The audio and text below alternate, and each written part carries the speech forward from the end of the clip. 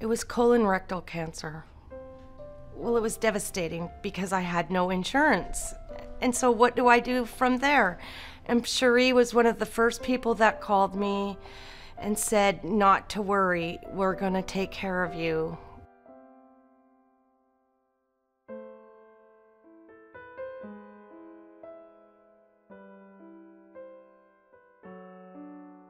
Well, one of the biggest problems that the uninsured or the underinsured have in any community is access to specialty care.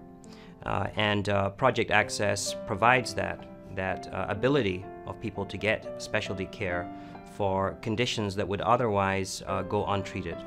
So it's a wonderful thing when you have specialists who come together and say, we're going to, as a group, volunteer our time to make sure that people can get the level of care that they need.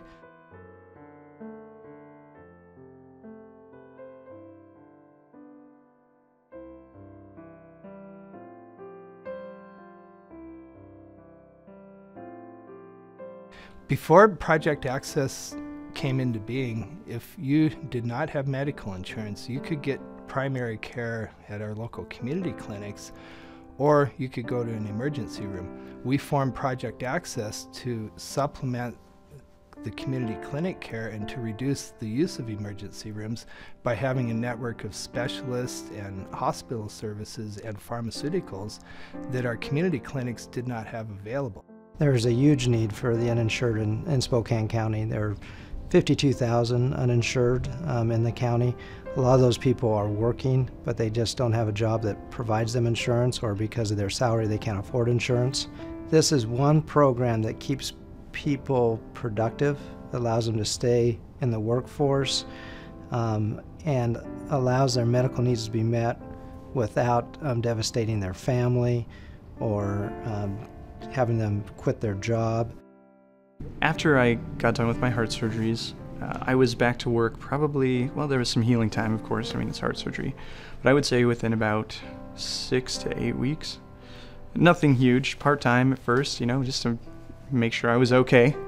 But then I got back to work full-time probably within, I would say probably about 8 to 10 weeks.